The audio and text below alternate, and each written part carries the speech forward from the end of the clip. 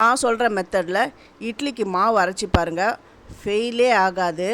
அதுவும் நம்ம உளுந்து போடும்போது நல்லா வெண்ணெய் மாதிரி அரைக்கணும். அது தண்ணியில் போட்டால் அது மிதக்கணும். அதுவும் இல்லாமல் நல்லா வெண்ணெய் மாதிரி எப்படி அரைக்கிறது, சில பேர் கிரைண்டரில் போட்டு ரொம்ப நேரம் ஆகும், அது வெண்ணெய் மாதிரி வராது. அதே டைமில் அந்த மாவு ரொம்ப நேரம் அரைகிறதுனால அந்த கிரைண்டரும் ஹீட் ஆகிடும். இப்போ மாவு சீக்கிரமாக புளிச்சிடும். அப்புறம் அந்த இட்லி ரொம்ப புளிப்பாக இருக்கும். அந்த மாதிரிலாம் இல்லாமல் இதுக்கான சீக்ரெட்டாக நான் எப்படி அரைக்கிறது நான் சொல்கிறேன். இந்த வீடியோவை ஸ்கிப் பண்ணாமல் பாருங்கள்.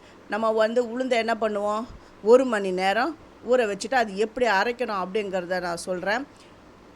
இதுக்கு அரிசி ரேஷன் அரிசி தான் நான் எடுத்திருக்கேன். முழுக்க ரேஷன் அரிசியில் தான் நான் பண்ணுறேன். இந்த ரேஷன் அரிசி இட்லியே நல்லா சூப்பராக வரும். இதுக்கு 3 ஆழாக்கு புழுங்கல் அரிசி, 1 ஆழாக்கு பச்சை அரிசி. அப்போ தான் இட்லி இன்னும் நல்லா தும்பப்பூ மாதிரி நல்லா வெள்ளையாக வரும். வேணுன்றவங்க ஜவ்வரிசி வேணுன்றவங்க கூட ஜவ்வரிசி சேர்த்துக்கலாம். நான் ஜவ்வரிசி சேர்க்கலை. இதுலேயே இட்லி சூப்பராக வரும். 2 ஸ்பூன் வெந்தயம் நல்லா வாஷ் பண்ணிவிட்டு அதை ஊற விட்டுட்டேன். இந்த இட்லி அரிசி 4 மணி நேரம் ஊறணும். இந்த உளுந்து 1 மணி நேரம் ஊறணும். அந்த இட்லி அரிசி ஊற போட்டு 3 ஹவர் கழித்து இந்த உளுந்தை ஊற போடுங்க. இதையும் வாஷ் பண்ணி மூடி வச்சுட்டேன். இது 1 ஹவர் கழித்து நான் எடுத்துட்டேன். ஃபஸ்ட்டு என்ன பண்ணுங்கன்னா, மிக்ஸி ஜாரில் சேருங்க. சேர்த்து நீங்கள் நல்லா மழைன்னு வடைக்கு அரைக்கிற மாதிரிலாம் நீங்கள் அரைக்கவே தேவையில்லை. சும்மா ஒரு ஓட்டு அப்படியே பல்ஸ் மோட்லேயே நீங்கள் அரைங்க. இந்த உளுந்து ஊற போட்ட தண்ணி இருக்குது இல்லையா, அந்த தண்ணியை யூஸ் பண்ணுங்க. இதை அரைச்சி எடுத்துகிட்டு வந்துட்டேன். ரொம்ப மையெல்லாம் அரைக்கலை. இதை பாருங்க, இந்த பல்ஸ் மோடில் தான் அப்படி வச்சு நான் அரைச்சி எடுத்துன்னு வந்துட்டேன். இப்போ இதை நான் உளுந்து ஜாஸ்தியாக இருக்கிறதுனால 2 தடவை நான் போட்டுட்டேன். ஃபஸ்ட்டு டைம் 1 போட்டேன், இப்போ செகண்ட் டைமாக போட்டு அரைச்சி அதை நான் இந்த கிரைண்டரில் சேர்த்துட்றேன். இந்த கிரைண்டரில் இருக்கிற இடம் கொஞ்சம் இருட்டாக தான் இருக்கும்.